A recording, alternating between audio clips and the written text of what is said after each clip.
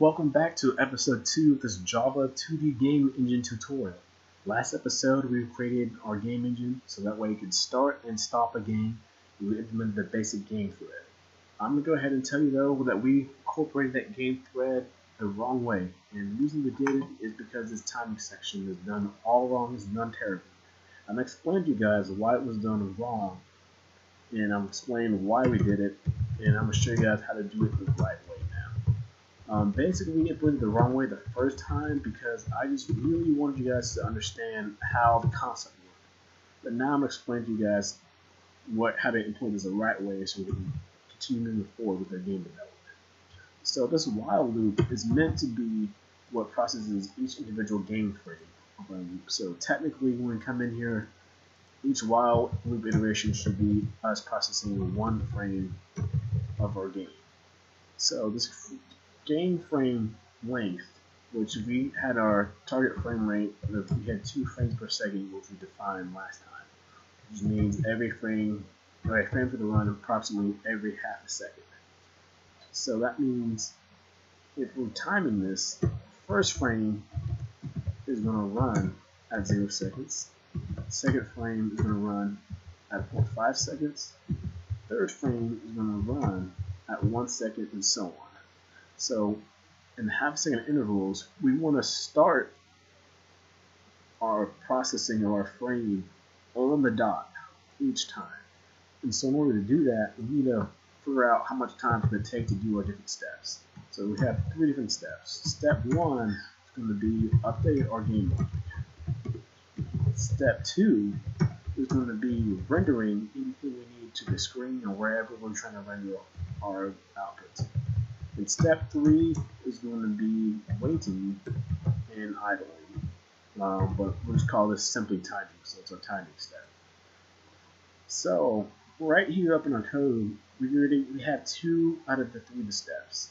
Technically we have all 3, but we didn't render anything anywhere because we don't have anything set up for that, so we can ignore the render step. So we had our game logic, which is this step right here, and that all it did was print out to the screen. Then we had our timing section, which was this section right here. But you'll notice if I said we want each frame to start being processed, so it's going to start at step 1 every single time on the dot, which is going to be every half a second. But we then set our timing section to take exactly half a second. That means we just assume that steps 2 and 3 want to take no time at all to run. Well, we can already figure out that that's true for step 2. Well, we can already assume for step 2 that it's already true because we didn't render anything to the screen, so it's going to take no time at all to perform step 2. And the reason why we ignored step 1 and said that was 0 seconds is because this is only one command, one line of code. So that's not going to take any time for our computer to run this. It's virtually 0, which is why we have step 3 when we did our timing section. It took the full frame length, which is just half a second. But the problem is steps 1 and 2 can take any amount of time. There can be variable length.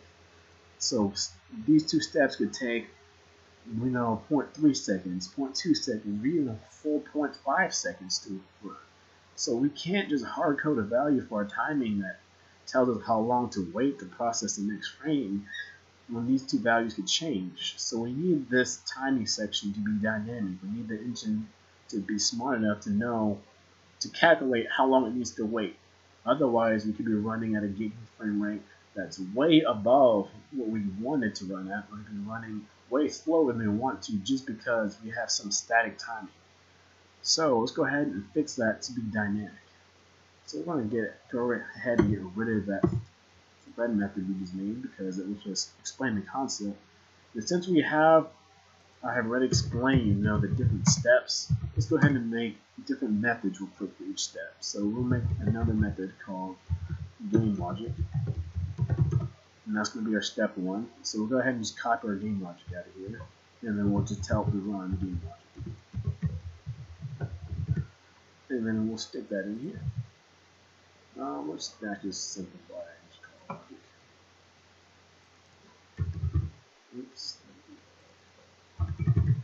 specifically called logic. So this will be the logic updates.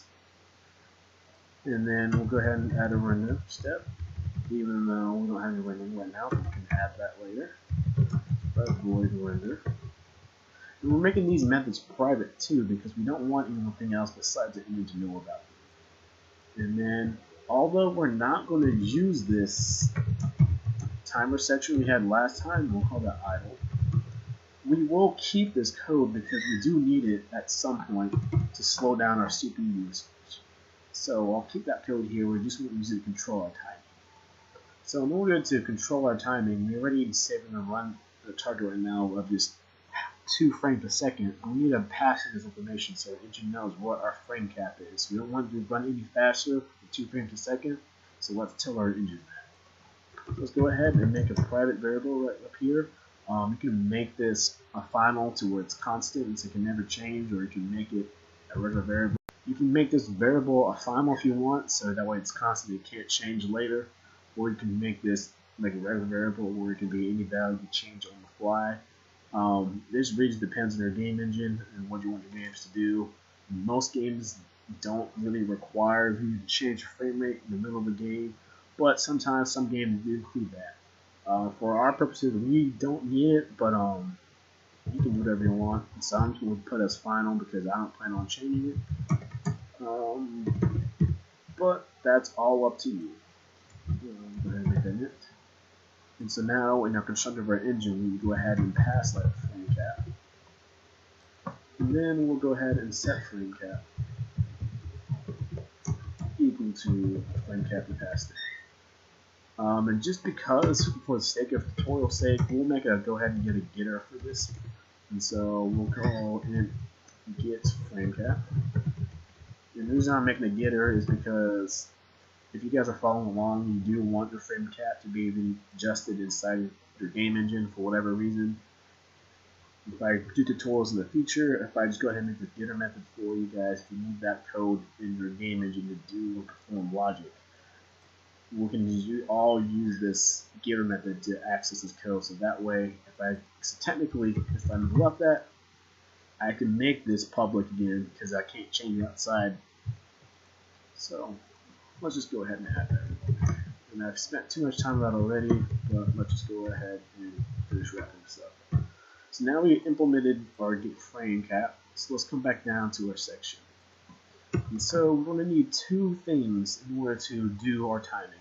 So the first thing is we need to keep track of how much time has passed. So let's go ahead and create a long. And we'll name this time passed. And we're going to set that equal to 0 by default. And you know how long each frame is going to last, what's the interval of time is going to be for each frame. And so we need to go ahead and make another variable, and this can be final because this is not going to change at all unless our frame rate is going to change as well. So this could change, so keep that in mind. Final, and this is going to be, gotta put this first. So this is going to be called frame length. And that's going to be equal to, we're going to be counting in nanoseconds. And so in terms of seconds, it's going to be the full amount of nanoseconds is going to be 190 at the end of it. We're going to divide that by our frame cap. And that's going to tell us how many nanoseconds we need to wait for each frame. Let me just make sure we have no zeros. So 1, 2, 3, 1, 2, 3, 1, 2, 3. So now we're going to come down inside. So now we're going to come down inside our game thread, and we're going to go ahead and add our condition. So now we're going to check if time passed since the last time we processed a game frame. So if it's greater than or equal to the frame length, then that means we need to go ahead and perform steps 1 and 2. Otherwise, we don't want to go ahead and perform anything because we're not on that dot of when that frame needs to be calculated. So otherwise, don't do anything. So now that we have that set up, actually we have one more thing. If we went ahead and calculated the frame and we went and processed steps 1 and 2, you need to go ahead and set time pass to 0 because that signals that we just completed the frame, so we don't need to. So no time has passed since the last time we processed a full game frame. So that's going to reset so that way we can keep going to next frame, the next frame, the next frame.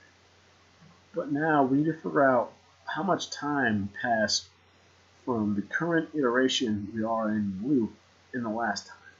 So we're going to add just a number long here. I'm going to call this one previous time. This is going to store the previous time that we were inside our while loop. So now for that time, we'll do system.nano time. And then likewise, inside our loop, every time we enter, we need to make sure we keep track of the current time. So we'll make a new variable called current time that's equal to the current time. And now we need to figure out what that change in time was. And so now we need to store that amount of time it took to update. So we'll call this cycle time, which was how much time it took to complete the full last cycle. So that will be equal to the current time minus the previous time. And now we need to set the time that's passed, and we need to add the time it took to complete the last cycle of our while. So this will go ahead and update every time from we went through our while loop, and then go ahead and add that to the amount of time that's passed. If enough time has passed, go ahead and process our game frame. Otherwise, don't do anything. So we do need to come down here though and set the previous time equal to the current time. So that way we can preserve the previous time from loop to loop to loop iteration. So that should be everything we need. Let's go back up to our game class. We need to go ahead and add a constructor for our game. So we need to go ahead and pass in our frame rate for our engine. So we said 2 frames per second. Let's go ahead and pass that in. And let me give us a quick look over. This should be everything we need to run our game. Let's go ahead and run it. And you'll notice the game is running the exact same as last time. Nothing has changed. So that should be all we need to do. One thing I want to teach you guys how to do real quick is explain to you guys 2 implementations of how to tell when to process this loop. So this current implementation says anytime we've reached the amount of time that's passed to process a frame, go ahead and only process this frame 1 time. Because when you set a time that's passed equal to 0. But what if we come in here and it took us a really long time to process that last frame? So say we ran a logic update the last time we ran this while loop, and it took 2 seconds because we were running from a file. So now we've missed 4 frames worth of logic that needs to be run. So this comes down to your engine, whether how you want to handle this. You can either say make up the time for each frame that was missed, or you can say just process 1 frame and ignore all 3. This current if statement is handling it as process just 1 of those frames and then just discard the other one we missed. And so an example of this, if you ever played a game where it's laggy and so you had a bunch of game with the playthrough smoothly, it stops. It had some more gameplay stopped, so you had that jerky motion, and that's an example of that kind of implementation. The other implementation of catching up is where you see, your game, you guys are running is running, it stops, your game unfreezes, and now you're halfway across the map. That's an example of a scenario where your game is trying to catch up. And so if we were trying to catch up, here's how we would do that. Instead of doing an if statement, we would do a while. And instead of setting time pass back to 0, instead of setting time pass back to 0, we would go ahead and set it to whatever it was, and we're going to knock off 1 frame off of it.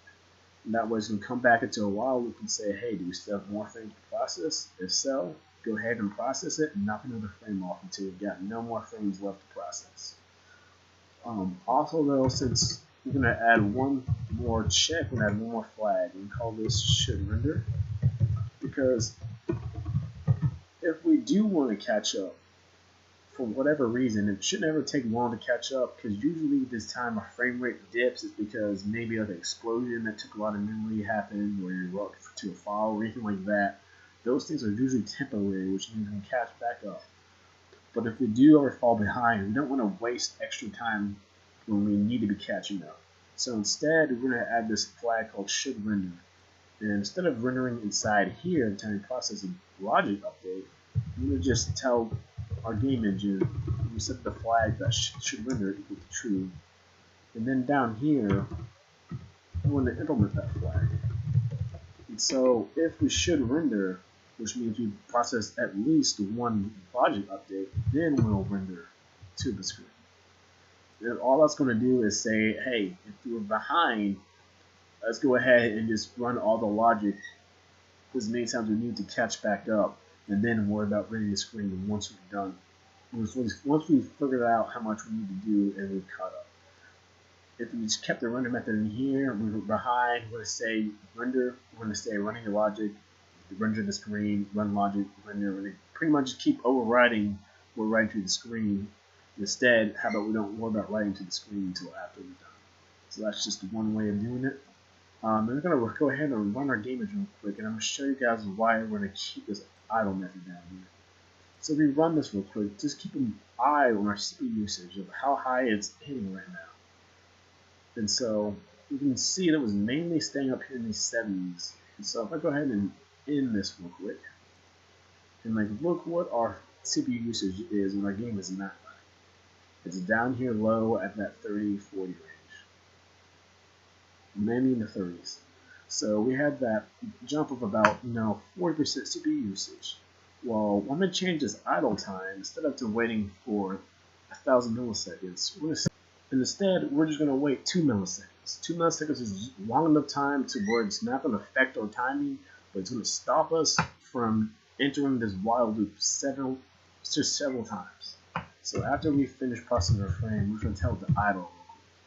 And so right now, if we didn't have that idle, we'd be going through this loop so many times a second. It would be hundreds of thousands of times each second. And that's going to be really bombarding our CPU with instructions, which is why when we ran our game, we saw our CPU usage hit so high. And so this idle frame is basically going to drop down the number of times we're going to keep entering this while loop. Instead of entering it hundreds of thousands of times, we're going to enter it maybe several hundred times instead. And so if we just go ahead and look at our CPU usage right now, let's go ahead and start our game. Well, let's go monitor what our CPU usage is at now compared to what it was before when we had all those extra times we ran through that. See how it's staying low? That's what we want.